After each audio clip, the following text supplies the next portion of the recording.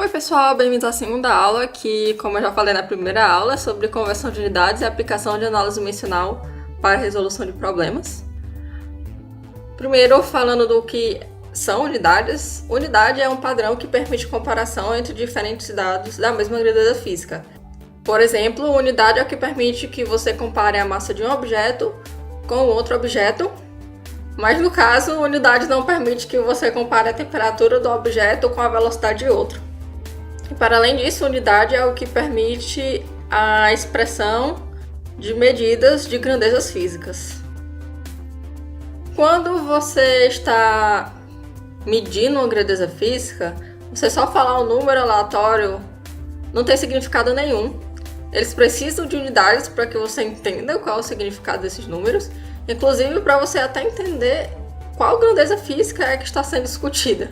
Porque, por exemplo, se você disser que alguma coisa mede 1 quilo, você sabe que quilo é uma unidade de massa, então está falando da massa de um certo objeto. Ou então, se você é informado que um carro se move a 15 metros por segundo, você sabe que a cada segundo o carro percorre 15 metros, mas se alguém chegar para você e te dizer, o carro 15, você não vai entender nada, você não vai entender o que está sendo dito. Dentre as grandezas físicas, existem 7 grandezas que são muito importantes. Mas são importantes por quê?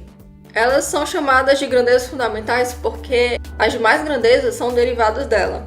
Essas 7 grandezas fundamentais são massa, que a unidade é grama, tempo, que a unidade é segundo, comprimento, que a unidade é metro, corrente elétrica, que a unidade é ampere, temperatura, a unidade é Kelvin, quantidade de matéria, que a unidade é mol. E esta unidade é muito importante e eu vou tratar muito dela na próxima aula, que é sobre conceitos básicos de estequiometria. E também tem intensidade luminosa, que é candela.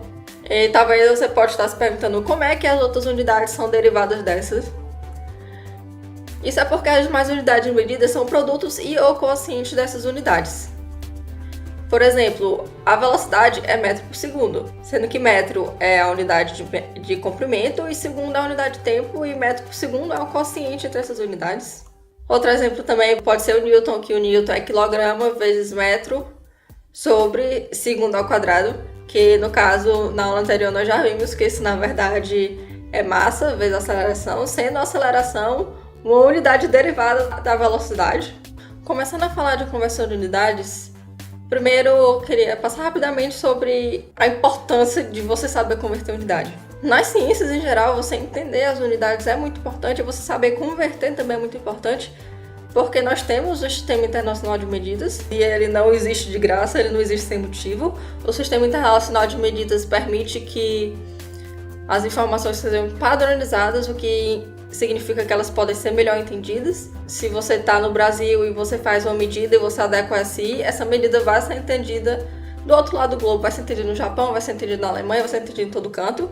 E também é importante na hora de aplicar fórmulas. Se você tem uma medida em centímetros, você não pode jogar diretamente na fórmula que o dado de comprimento tem que estar em metros. Uma das primeiras coisas a serem entendidas para realizar a conversão de unidade é entender os prefixos. Porque as unidades, elas não só expressam qual grandeza física, ela também pode expressar a ordem de grandeza na medida que está sendo tomada. Então, se você chegar para uma pessoa e falar que uma coisa tem 500 km de comprimento, ela vai entender que é uma coisa muito comprida. Mas se você chegar e falar que uma coisa tem 500 milímetros de comprimento, então o interlocutor já vai entender que é uma coisa de tamanho médio, tamanho pequeno até. Para realizar a conversão de unidade, o primeiro passo é conhecer esses prefixos e entender como converter unidades na mesma grandeza física que estão em diferentes ordens de grandeza. Aqui estão alguns exemplos de prefixo. Prefixo é o que vem antes da medida, justamente para denotar a ordem de grandeza. Então você sabe que um quilograma, na verdade, é 1000 gramas, porque quilo quer dizer algo vezes 1000 ou vezes 10 na terceira.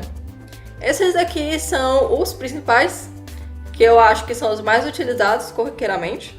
Existem mais, existem muitos menores e muitos maiores, mas para fins didáticos, esses daqui já bastam. No caso da química geral, é importante se ligar nesse micro, nesse nano e no quilo. Tá, então como converte uma unidade que está em certa ordem de grandeza para outra ordem de grandeza? O que acontece se você quiser transformar, por exemplo, de quilogramas para gramas ou de milímetros para quilômetros? Como é que você faz? Então, depende de quanto tempo você tem disponível, o que você quer fazer com essa conversão. Porque se você tiver assim com muita pressa, ou então se você quer apenas colocar a informação na equação, você às vezes basta multiplicar o número que está lá pela potência do prefixo. Se você quer transformar nanômetro em metro, como é que você faria? Porque as informações às vezes são expressas em nanômetros, mas aí quando você vai colocar nas equações, aí você precisa colocar em metros. Então como é que você faria? Muito simples. 674 vezes 10 a menos 9, porque voltando lá naquela tabela, nanômetro é 10 a menos 9. Essa dica funciona quando você está querendo converter uma unidade com prefixo para unidade básica que não tem prefixo nenhum. Porque no caso, nanômetro é 10 a menos 9 metro. Se fosse para transformar nanômetro em centímetro, aí seria mais conveniente fazer uma regra de 3 ou uma análise dimensional. Então, para converter nanômetro em metro, basta multiplicar por 10 a menos 9. Porém, depende do contexto. Porque às vezes você vai ter que expressar esse número em notação científica ou alguma coisa do tipo, mas se você quiser só jogar na equação mesmo, você não precisa fazer isso, é só realmente multiplicar pela potência. Apesar de ser muito simples, tem que prestar atenção que essa regra ela não vai se aplicar a todas as ocasiões. Por exemplo, se você quisesse transformar 674 nanômetros em centímetros, porque no caso, quando você está olhando a tabela dos prefixos, nanômetro é igual a 10 a menos 9 metro, só que você não está transformando nanômetro para metro, você está transformando para centímetro. Nesse caso, às vezes é melhor fazer uma análise dimensional. Nós sabemos que 100 centímetros é igual a 1 metro, então isso é uma razão, vezes 10 a menos 9 metro, está para o nanômetro, vezes 674 nanômetros. Que aí fica 674 vezes 10 a menos 7 centímetros. Porque se você pegar 10 a menos 9 e multiplicar por 100, dá 10 a menos 7. Que é uma propriedade das potências, né? Multiplicação de potências de mesma base, você repete a base e soma os expoentes. Agora vamos relembrar algumas propriedades de potências interessantes. A primeira delas é a potência negativa, que se você pega o número e elevar a menos x, o resultado da potência é na verdade 1 sobre este número elevado a x. Se você multiplica por 10 a menos 3, você na verdade está dividindo por 10 a terceira, o que você está fazendo, no final das contas, é dividindo por 1000. Outra propriedade interessante de lembrar é justamente potência de potência. Se você tiver 10 elevado a x elevado a y, a potência é, na verdade, 10x vezes y. No ensino fundamental, no ensino médio, às vezes conversão de unidade é muito entendido como multiplica por 1000, divide por 1000, não sei o que, não sei o que. E embora isso seja importante para você entender o que é que está acontecendo, a verdade é que quando você está na química, a conversão de unidade trabalha com ordem de grandezas muito grandes ou muito pequenas, ou então pula muitas casas de uma vez só, com números muito grandes para você não resumir na potência de ordem 10. Quando você vai converter unidades compostas, ou seja, aquelas que são de grandezas derivadas das grandezas fundamentais, é um pouco mais complicado, porque no caso as unidades compostas são razões e produtos, então não adianta só você jogar uma potência lá no número e vai dar certo. É nessa hora que entra a análise dimensional. Eu vou começar com a conversão mais corriqueira, que é quilômetro por hora para metro por segundo. Eu sei muito bem que existe uma maneira de fazer isso.